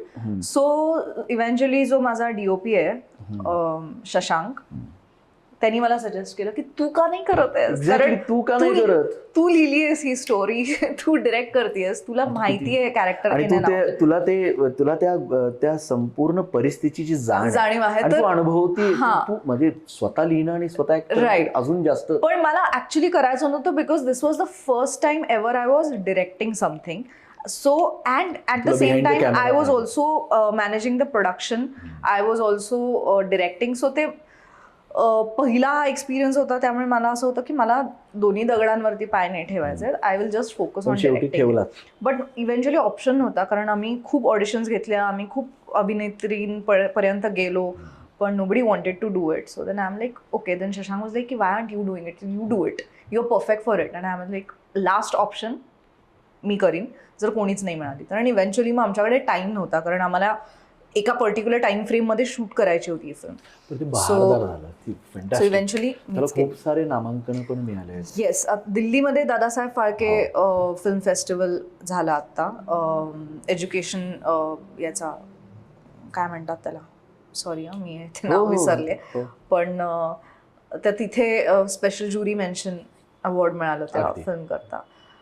आणि फिल्मफेअर इंटरनॅशनल फिल्म फेस्टिवल असतो मुंबईमध्ये, तर त्यासाठी best director and best actor सुद्धा मिळालं. पण आता अजूनही ती फिल्म बऱ्याचशा फेस्टिवल्स मध्ये आहे. आणि कान्सला नाही पाठवली आहे मी, मोस्टली इंडियन फिल्म फेस्टिवल्स मध्येच मी त्या फिल्मला पाठवलेलं आहे. सो आय वुड, ती डेट निघून गेली, that was the issue. So I lost, म्हणजे अपॉर्च्युनिटी टू पाठव, काही प्रॉब्लेम 100%. मला तुला हा प्रश्न विचारायचा आहे की जेव्हा तू म्हटलीस मगाशी की जेव्हा असं झालंय की काम आलंय, सही केली, चेक मिळालाय आणि ते काम गेलंय, तेव्हा तुला असं कधी, म्हणजे तू तर आता अचानक म्हटली की खूपदा तुझ्याबरोबर झालंय, तू कधी डिप्रेशन मध्ये गेलीस? मला आधी असं व्हायचं, पण आता नाही होत. की आधी वाईट वाटायचं, डिप्रेशन मध्ये वगैरे मी कधी नाही गेले, पण मला वाईट वाटायचं, डेफिनेटली वाईट वाटणार ना, because as an artist you are always in search of good work. Okay, so when you get an opportunity to work on something, आणि तुम्हाला की अच्छा ही एक फिल्म आली आहे आपल्याकडे आणि you are very excited to work on it, पण फॉर सम रिझन्स ती नाही होत, तो प्रोजेक्ट नाही होत, किंवा तुम्हाला कळतं की कुठल्या तरी वेगळ्याच व्यक्तीला कास्ट केलं गेलंय. So obviously it's very natural, as in to say, माहीत नाही, होऊ शकते. पण तुला माहिती आहे का, मला मी या गोष्टी ना फार मनावरती घेणं सोडलंय, कधीच सोडलंय. सो असं मी ते फार कधीच म्हणजे कधी सोडलं? कधीच लाईक आय टोल्ड यू, म्हणजे तो विषय आपला अर्धवट राहिला. पण जसं मी म्हणाले की ऑनलाईन बिनलाईन नंतर 2 वर्ष माझ्याकडे काम नव्हतं. आणि असं नव्हतं की मी ऑडिशन जाऊन दिले नाहीत, किंवा मी अशी मुलगी नाहीये, किंवा मी अशी आर्टिस्ट नाहीये की मी घरी बसीन आणि विचार करीन ओ लोक माझ्याकडे येतील काम घेऊन वगैरे. असं नाहीये. मला एखाद्या डिरेक्टर बरोबर काम करायचं असेल तर मी फोन करून त्यांना सांगते की sir, I want to work with you. मी तुमचं काम बघितलंय आणि मला तुम्ही हा चित्रपट केलेला खूप आवडलाय, मी असं असं काम केलेलं आहे आणि मला तुमच्याबरोबर काम करायची खूप इच्छा आहे, हे मी स्वतःहून बोलते. सो माझ्यामध्ये तो नाहीच आहे की मी बसली घरी आणि मला 10 फोन येतील वगैरे, असं नाही. मी अप्रोच करते स्वतःहून. आणि I have approach a lot of good directors and they know that I want to work with them. इंटरोगेशनचे जे डिरेक्टर ते मल्याळम शी कनेक्टेड, मल्याळम फिल्म इंडस्ट्री. त्यांनी मोहनलालला डिरेक्ट केलेलं आहे, त्यांनी इरफान खान बरोबर काम केलेलं आहे. सो त्यांनी बऱ्याच मोठ्या मोठ्या ॲक्टर्स बरोबर काम केलं. सो द पॉईंट इज की आफ्टर दॅट मला डिरेक्टली 2016 मध्ये महेश साबदला ऑफर झाली होती, आदित्य सरपोतदारनी जी फिल्म डिरेक्ट केली होती. सो तोपर्यंत माझ्याकडे मराठी फिल्म आलीच नव्हती कुठली. आणि अनफॉर्च्युनेटली ती फिल्म बनून सुद्धा ती रिलीज झाली नाही for what ever the reasons.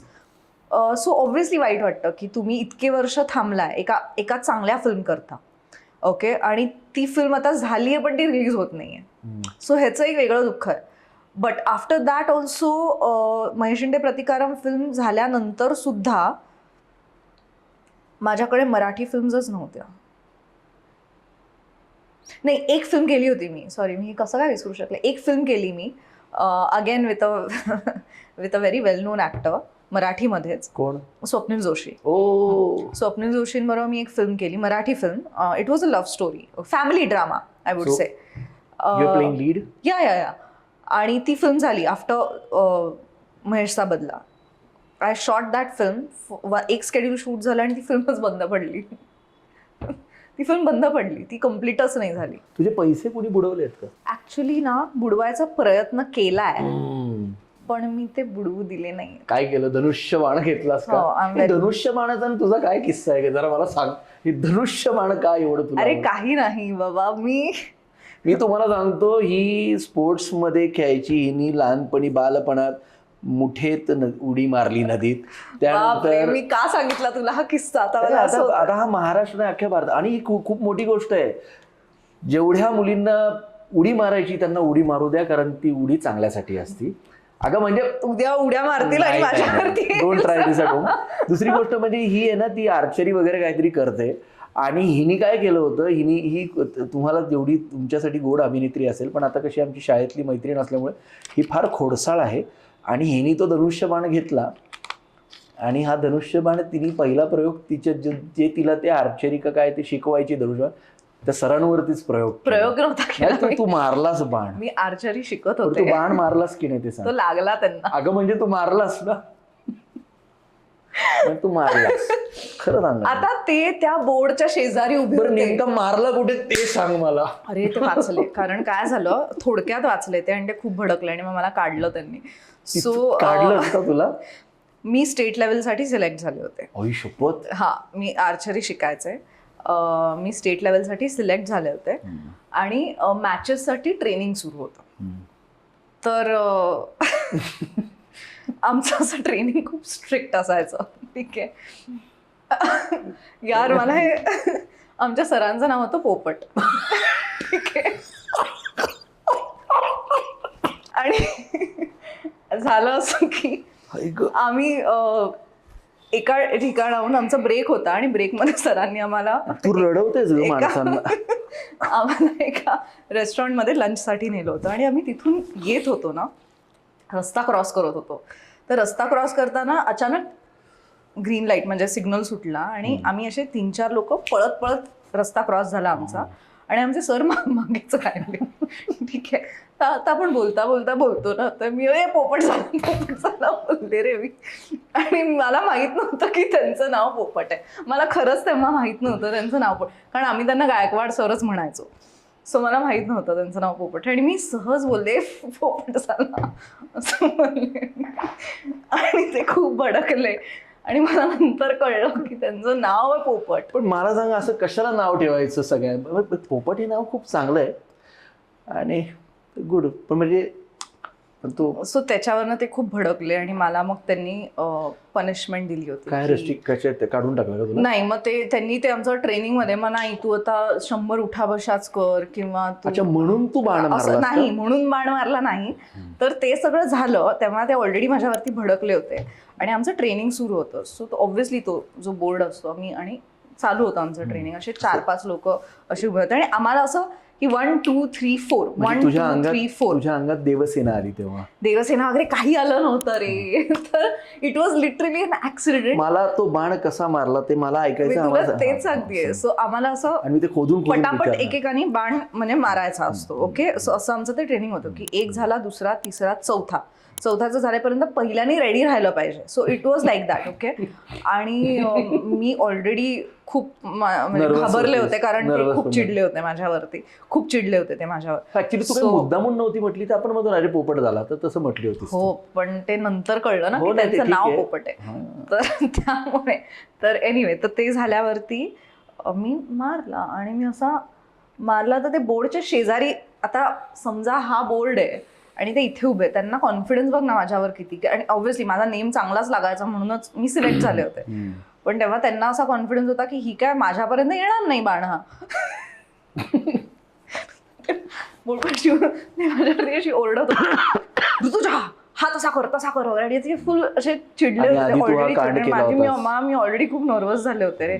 आणि माझा फोकस गेला आणि तो बाण सुटला तर असा इथनं गेला तो त्यांच्या, म्हणजे बिलकुल. असा एवढ्या मिली मीटरनी वगैरे असा एक वाचला त्यांचा कान आणि ते असे गार पडले होते. आणि मग मला म्हणाले की यू लिव्ह. म्हणाले तू निघ आता. म्हणलं सॉरी वगैरे, तुझं लक्ष नाहीये, तुझं हे नाहीये, तुझं ते नाहीये वगैरे. नर्वस पण बापरे. मी खूप नर्वस होते. बट देन इव्हेंच्युअली ठीक आहे, कारण मला एनिवे ना घरनं पण थोडंसं हे झालेलं की तू एकतर डान्स कर नाही तर तू आर्चरी कर. तू डान्स पण करतेयस, तू आर्चरी पण करतेयस, तू तू हे अष्टपैलू पण आहेस. करतेयस, तू ते पण करतेयस. अभ्यासासाठी वेळच मिळायचा नाही मला या सगळ्या गोष्टींमध्ये. सो मग I had to select whether I want to continue with my dance. पण तुला एक सांगू का, Or तू my डान्स, आर्चरी का तुझ्या सगळ्या गोष्टी पण ह्या सगळ्या फिल्म इंडस्ट्रीमध्ये उपयोगी आल्याच की ऑफकोर्स तुला? ऑफकोर्स. आज नाही म्हटलं तरी तू मी बघितलं की इंट्रोगेशनमध्ये तुझा एक सीन आहे की तू थाड करून त्यांना ढकलते एवढ्या मोठ्या बलाढ्य माणसाला. या सगळ्या गोष्टी या खूप उपयोगाला येतात. हॉर्स रायडिंग येतं आणि तू खूप उत्तम स्विमर आहेस. तू स्विमिंग पण केले. तू उत्तम नाहीये पण मी वाचवू शकते स्वतःचा जीव, अगं, असं म्हणजे मला आता होता विचार येतं. कर, तिने उडी मारली नदीत तर ती उत्तम स्विमर असणारच. म्हणजे मी सहज म्हणतो.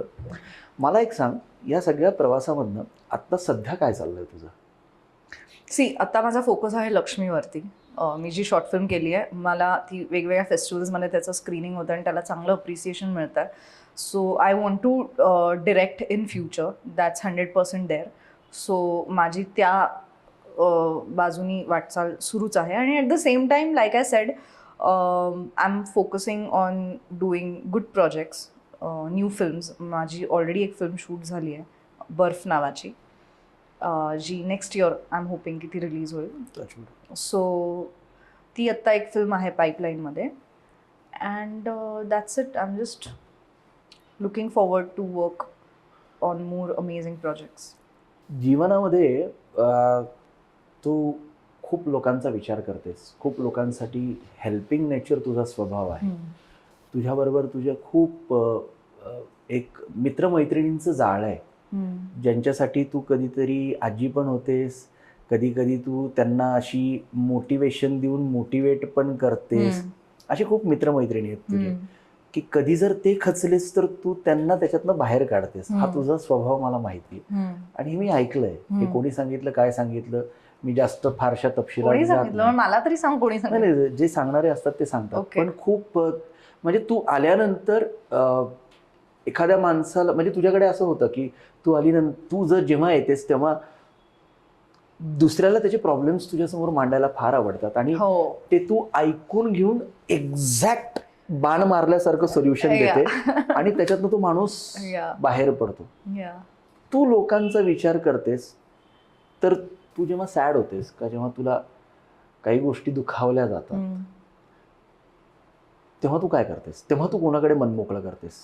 ऑफकोर्स माझे फ्रेंड्स आहेत आणि त्यांच्यासमोर मी त्यांना शेअर करते मी बऱ्याचशा गोष्टी. आता I believe in communication. So जर कुठलीही गोष्ट फील होत असेल, काही वाटत असेल, तर I have very good friends, touchwood, like I said, की they have always been there for me. आणि जजमेंटल नाही आहे. आपल्या आसपास ना अशी लोकं पाहिजेत की जी आपल्याला जज नाही करणार. यु नो, तुम्ही काहीही आयुष्यात करत असाल तरी ते तुमच्याकडे अशा दृष्टिकोनातून नाही बघत की अरे हे काय करते ती किंवा ते काय कर. आणि they are extremely honest about it. त्यांना समजा माझ्याबद्दल काही वाटत असेल किंवा त्यांना मला काही सजेस्ट करायचं असेल तर they are very very honest about it. शेवटची कधी रडली होतीस? काल. सो आम्ही तशी सेन्सिटिव्ह आहे. सो त्यामुळे मला काही गोष्टींचं पटकन वाईट वाटतं, मग मी रडते आणि मग मी लगेच बरी पण होते. ऋतुजा, मला एक तुला प्रश्न विचारायचा आहे की जे नवोदित मुलं आणि मुली आता चित्रपट सृष्टीमध्ये काम करण्यासाठी जात आहेत, मुलींनी किती स्ट्रॉंग राहिलं पाहिजे आणि मुलींनी काय केलं पाहिजे? कारण हा जो पॉडकास्ट आहे ना, हे तुझ्यामार्फत त्या ज्या नवोदित मुली आहेत ज्या तुला पाहतायत का, वेगवेगळ्या काम करण्यासाठी त्या इच्छुक आहेत, तर त्यांनी काय केलं पाहिजे? तुझं काय मत आहे? तुमच्यामध्ये टॅलेंट असलं पाहिजे. अगदी बरोबर. याच्यात काहीच डाऊट नाही. म्हणजे काही लोक डिल्युजनल असतात की त्यांना असं वाटतं आपण खूप टॅलेंटेड आहोत.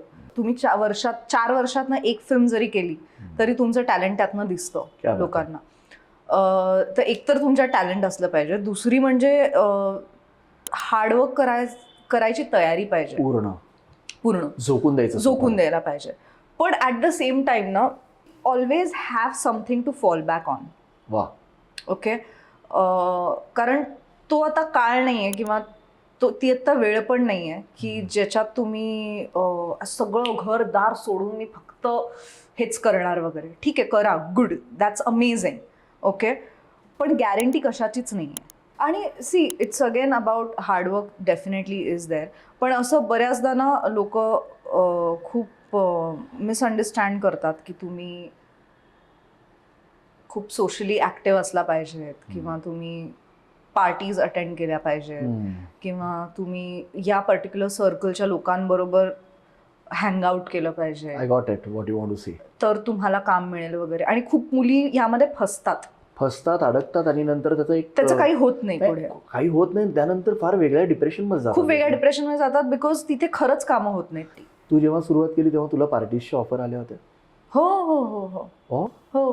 की म्हणजे असतात ना की आज याची बर्थडे पार्टी आहे किंवा आज इथे एक काहीतरी आहे. मी कधीच नाही गेली. मी कुठल्या सोशल सर्कलमध्येच नाहीये. मी कुठल्याच सोशल सर्कलमध्ये नाहीये. तुझी प्रेमाची व्याख्या काय आणि लग्नाची व्याख्या काय? आता तू सांगितलीस. सी, आजकाल खूप प्रेमाचा आणि लग्नाचा काहीही संबंध नाहीये. खरं प्रेम असतं म्हणूनच लग्न होतं? नाही, असं काही नाही. असं नाहीये. People get married for many reasons apart from love. या, that's true.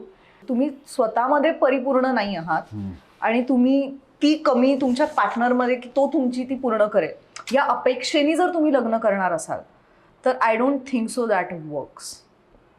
And I am just not talking about marriages, I am talking also about in a relationship. It doesn't work. You have to be happy yourself. You have to be content in yourself. आमचा एक task आहे आणि तो इथे आल्यावर पूर्ण करावा लागतो. ओके. त्या टास्कच्या आधी तुला एक प्रश्न विचारतो. तुला असं कधी वाटलं होतं का तू माझ्या शोमध्ये येशील? तुला असं कधी वाटलं होतं तू ह्या शोमध्ये येऊन बोलशील? नाही रे, अजिबातच नाही. नाही ना, अजिबात नाही. कसं वाटतंय आता? खूप भारी वाटतंय. या आणि 1-2 पॉडकास्ट केले ऍक्च्युली. यु नो व्हॉट, हो, हा माझा दुसरा पॉडकास्ट असेल. मी फार केलेले नाही आहेत ह्या अगोदर. पण तुला माहितीये, आपण इन्स्टावरती आपलं बोलणं झालं, इंस्टाग्रामवरती. आणि तोपर्यंत आय वॉज लाईक की मी खरंच तुझे आधीचे पॉडकास्ट पाहिले नव्हते. तुम्हाला जेव्हा सांगितलं त्याच्यानंतर मी ते बघितले, म्हटलं ओ ओके नाईस, करू. पण when I got to know की आपण एकाच शाळेतले आहोत, आय एम लाईक की wow, what a small world. आपण एका शाळेतले आहोत, आपण एका बॅचचे आहोत तसं बघायला गेलं. बॉईजच्या सिरीजमध्ये काम केलंय. So this was new. So या युनिव्हर्स त्या ठिकाणी त्या गोष्टी करत असते. म्हणजे मी या युनिव्हर्सला खूप मानतो कारण जेव्हा ऋतुजा शिंदे यांनी बॉईज 4मध्ये खूप भारी काम केलं, सुंदर काम केलं ॲज युजल, आणि त्यानंतर एक पुण्यातली मुलगी, एक स्पॉट गर्ल ते अभिनेत्री, हा प्रवास खूप मोठा आहे. आणि तो मी प्रवास chitchat with Digvijay Joshi season 3मध्ये फोटोजच्या मार्फत आपल्याला दाखवणार आहे. आणि ह्या मुलीला सलाम कामासाठी आणि नदीत उडी मारल्यासाठी. आमच्या शोचा टास्क आहे तो तुला करावा लागतो. द्या प्लीज. ही सुरुवात काय आम्ही केली आहे? होती. काही नाही, अशीच एक गंमत आहे. हा आहे फोन. ओके ह्या फोनमध्ये सिम कार्ड नाहीये, ह्या फोनमध्ये नेटवर्क नाहीये, ओके ह्या फोनमध्ये कुठलेही संपर्क क्रमांक नाही, ओके. तरी तुम्हाला कोणाला तरी फोन लावायचा आहे. ओ आणि अरे ही बापरे. संधी कोणाला, ही संधी फार रेअरली मिळते. असं समजा ही जीवनातली खूप मोठी संधी आहे आणि हा. तुम्हाला ज्याला फोन लावायचा आहे तुम्ही कोणालाही फोन लावू शकता. आणि तुम्हाला ज्याच्याशी बोलायचं ही संधी मिळत नाही शक्यतो, पण ही आज संधी चालून आली आहे. ही संधी वारंवार येत नाही आणि तुला बोलायचं आहे. हा फोन. हा ओके. हाय ऋतुजा, मी ऋतुजा बोलतीये. आणि I just want to say that I am very very proud of you that तू जे काही करत आली आहेस तुझ्या टर्म्सवरती, मोस्ट इम्पॉर्टंटली. सो त्याकरता I am very very proud of you. तुझे जे काही इंटरनल बॅटल्स आहेत ते मी स्वतःहून बघतीये, ते मी स्वतःहून फील केलेले आहेत, ते बघितलेले आहेत. आणि तू तुझ्या त्या सगळ्या बॅटल्सना कसं फाईट करत आली आहेस हे तू सोडून कोणालाच माहीत नाही आहे. सो त्याकरता I am extremely proud of you. And don't change, you haven't changed, especially for your close ones and for your loved ones. Be kind, be gentle, spread the smiles that you always spread across everywhere you go. Be sunshine, be the sunshine that you always are. And that's it. Thank you very much.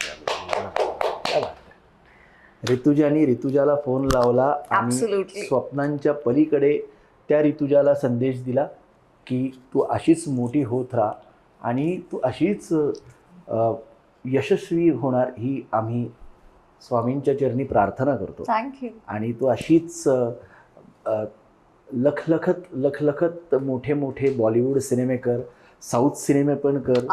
तर south सिनेमामध्ये पण आम्हाला बघायला, मराठी सिनेमे पण तुला खूप चांगले उत्तम सब्जेक्ट मिळावे यासाठी आम्ही गणपती बाप्पाला प्रार्थना करतो. आणि नक्कीच अशी तू झळकत राहा. लवकरच तुला मोठा अवॉर्ड मिळाल्यानंतर सीझन 4मध्ये पण यावं ही आम्ही तुम्हाला नम्र विनंती करतो.